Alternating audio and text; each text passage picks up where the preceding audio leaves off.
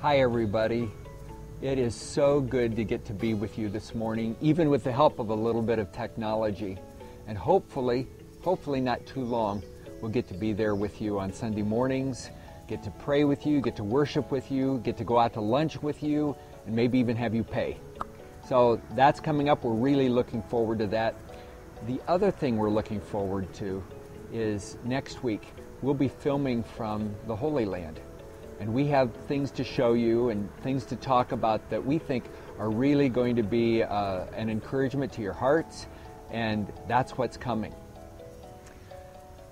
Until we get to be with you in person, I want to start things off by talking about one of the most powerful things in the whole human experience. And it's this thing called a question. Not just any question, but those questions that are well-timed, that when you hear them, they just kind of stop you, if even for a moment. And they sort of open you up so that you're looking at things in maybe a little bit of a different way. And when you do that, then it can pave the way for some new directions for your life. What am I talking about? Here's some examples. Here's the first one. Will you marry me? That kind of stops somebody in their tracks. But imagine, maybe a few years down the road when he leans across the breakfast table some morning and says, "Do you really love me?" That stops you. Or another question is, what will you do if the surgeon didn't get all of the tumor? Who are the friends who make you better? Do you have any? What sort of old man or old woman do you want to become? Did you pick up how each one of those questions just had the ability to stop you, if only for a moment? And then you take a step back and you look at things in a new way. This morning I want to share with you what I think is perhaps one of the best questions of the entire first half of the Bible. But if you go looking for it, it's not in a place you'd expect. It's one of the smallest books in the Old Testament, and it's the only one that doesn't say the name God.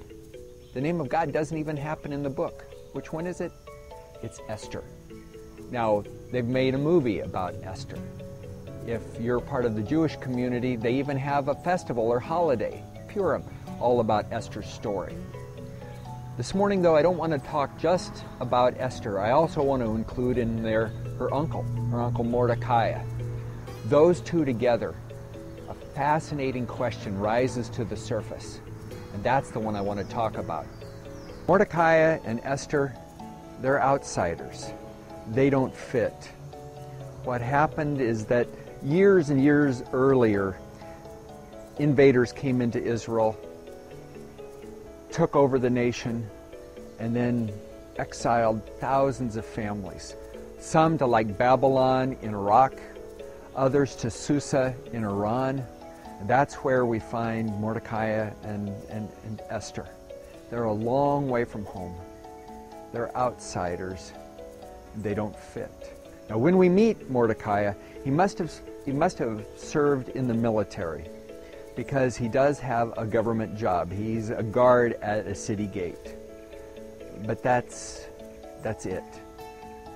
And that's where we meet these two, and their story comes to the surface. The king of the entire Persian Empire has been shamed by his wife. She wasn't willing to come to one of his parties. It humiliated him, and it was time to get a new wife. So he made a decree, do a huge search throughout the entire country for a new wife for me.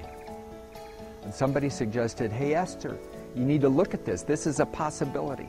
And they gather all of these women together and do this huge makeover, and who should rise to the surface but Esther? And she becomes the queen, his new wife, one of the most beautiful women in the entire realm. It's a good life. She's got a good, solid future for herself. She's comfortable. But if you've ever been around a palace, there's palace gossip, and palace gossip leads to palace intrigue. And it isn't long until Esther hears a story about one of the high cabinet officials who's looking for a scapegoat. He's looking for a whole group of people he can blame for problems in the country. This guy was going to blame some of the outsiders, the Jews. If only they weren't here, he said. And he recommended to the king that they would be completely eradicated. Probably one of the first examples of anti-Semitism in the entire world. And Esther hears about it. Now she's safe. She's comfortable. The king doesn't know she's a Jewess, and as long as she keeps her mouth shut, well, she's gold. Now she may be comfortable, but her conscience isn't. She doesn't know what to do. So she sends a note to her Uncle Mordecai saying, what should I do? What can we do? How he responds isn't what I expected at all. I might have expected him to say, honey, I'll take care of it. That's not what he does. He sends a note back to her. And in that note is the question. And it's the question I was hinting at earlier. Here it is. What if you're here for such a time as this? It was his way of saying, honey, what if God has been working behind the scenes in making all of these different pieces work, in giving you beauty, in raising you to the point of being a queen for something that you never anticipated all along? What if you're here for such a time as this? It can be so tempting to think that, well, that was just good advice for her. That was just her question. But you know what? A lot of you know what it's like to be an outsider, to feel like you don't fit, like you don't know the language, that these are not your people. And you find yourself in a strange city, in a strange locale, a long way from home, and you wonder, is God here? Is there any reason for me being in this place at this time? And I want to bring it back around, and I want to ask you the question. What if God's put you here for such a time as this? I hope this question stops you for just a moment, and you think about it, and you say, wow, what if I'm not here by a fluke? But God has something for me to do. And He's been working behind the scenes. He's been arranging the right people. He's putting me in this community of people. And this is God's moment for me. And I want you to begin to get your mind around that question. And even once we're in Delhi, I'm going to ask it a lot. What if? What if I'm here for such a time as this? But there's one more thing I want to leave you with. And it's this. Look at the power that Mordecai had in Esther's life by asking a good question.